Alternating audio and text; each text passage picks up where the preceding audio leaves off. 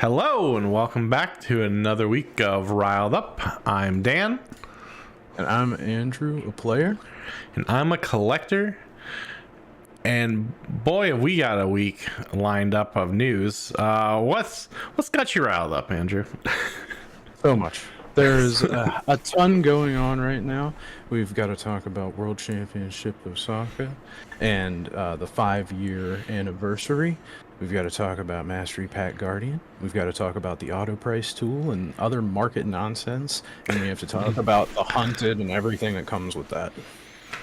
Yeah, the hunted is probably the most actual research and reading I've ever done for preparation for one of our little podcasts. It was deep. There's a lot to dive into, and a lot of conspiracies and a ton of misinformation you've kind of got to sift through. There's a lot of issues on Twitter I was noticing where even the subreddit people are, taking little guesses or saying things as fact. And so lots of filtering, lots of sifting, lots of reading, confirming.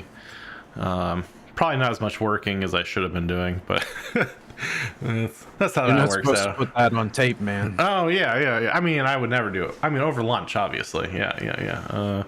But I've even updated our background for this. I love, by the way. It's very dark. I love it. Well, before we get anything too crazy, let's go in sequential order. So first, we have the results of ProQuest Week 4.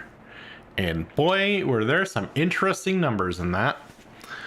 Were you surprised to see new in number 2? I was surprised to see new in number 2. I think, more surprised to see Viscerai in number 1. So, all the rune blades are pretty great. But right now, Viscerai got a whole bunch of tools, and I'm just making sure this deck list is running them, that I'm not crazy. Succumb to Temptation and Snuff Out are both absolutely nuts cards, and they're amazing cards, and I'm not really surprised by this at all. 2 different ways to tear people's hands up. It's so good. I think there's also, actually, I guess the other thing kind of threw me off though was there's also far fewer matches, because we were looking, early on, week 1. Yeah, there's just not as many. Like week 1, there was 35 within the top, or 35 wins in the top 3 alone. Like that was crazy. Yeah. Aurora, I think it just probably is tapering off because it's towards the end of the season. It's like, nobody's really trying to schedule it out that far, because if something happens, then, you can't really make it up or anything. At least I would guess that. But, I mean, I was surprised to see this was Aurora's first time at 3rd place. She's been sticking at 1st and 2nd through the first 2, and also her first time not double-digit wins. So that was all pretty surprising to me. I feel like the craziest part to me is Enigma in 5th place this week. I mean, still, if you look at the overall for the entire for this ProQuest London season, Aurora and Enigma are tied with 68 wins, I believe. But I was surprised that there were not that many Enigmas this week.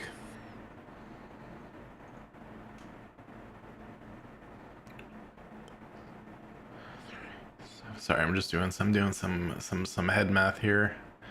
That's 45. Yeah, I wish I could remember where I saw 68. Yeah, I didn't. Yeah, 68 Auroras.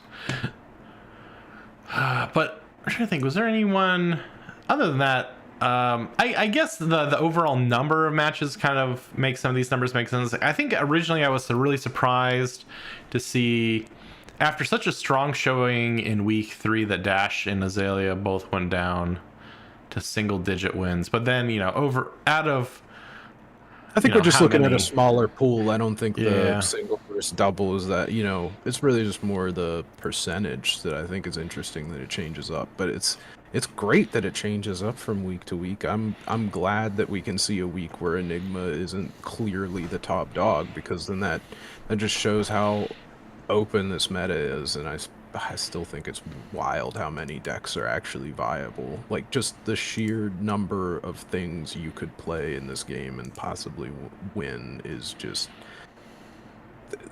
Other games don't have this many top decks, I don't think, unless you're into, like, legacy format in MTG.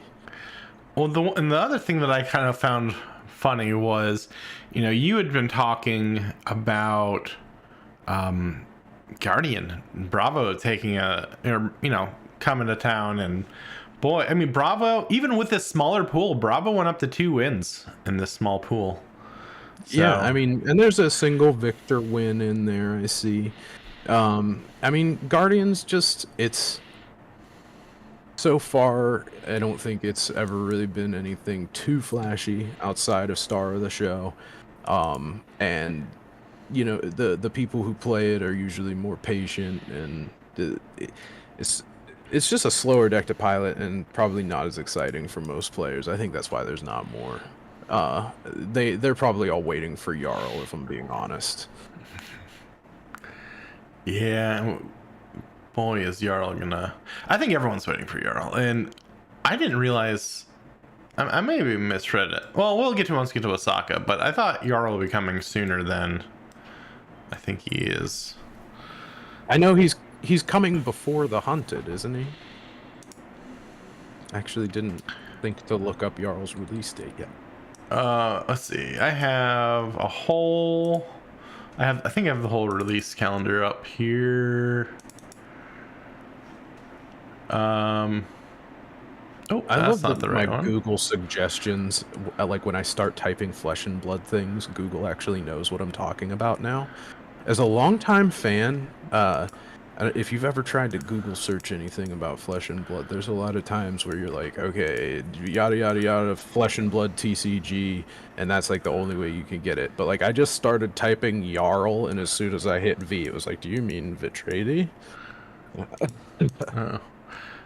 And you know what? I don't have the. I really thought I downloaded the schedule. Apparently, I didn't.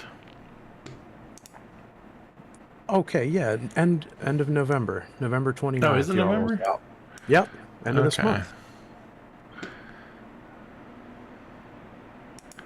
Shoot, I really did need to get that one. Okay, I got that. I just downloaded the wrong picture. I think I downloaded the roadmap for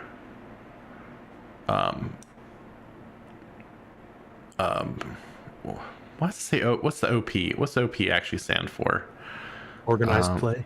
Organized play roadmap 2025. Yeah. See, he's not a player. That's why he's OP lacking in these. No, it's just like, who is overpowered at LSS? I don't understand. Yeah, this doesn't make sense. Zen's already dealt with. Or... yeah. Well, they brought him back.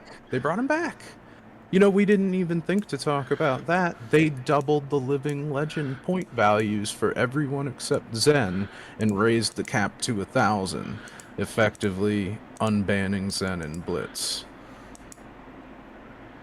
They did.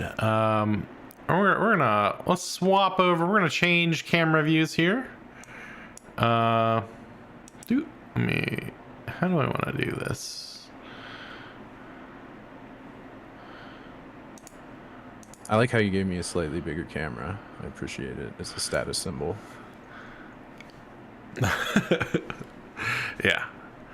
Yeah. So, this was.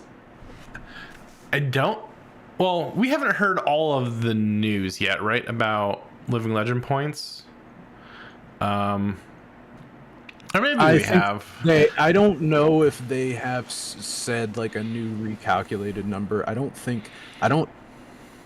I'll say I don't know if they're changing the values that events give. I'm not sure.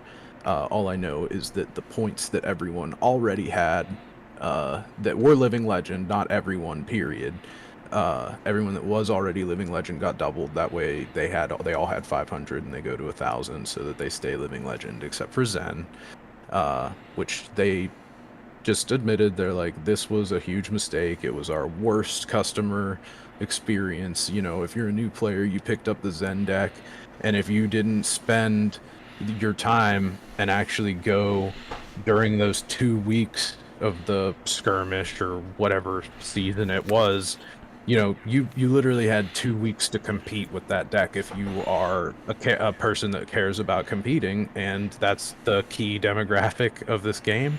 So it's not really acceptable to have a deck that only exists for 2 weekends.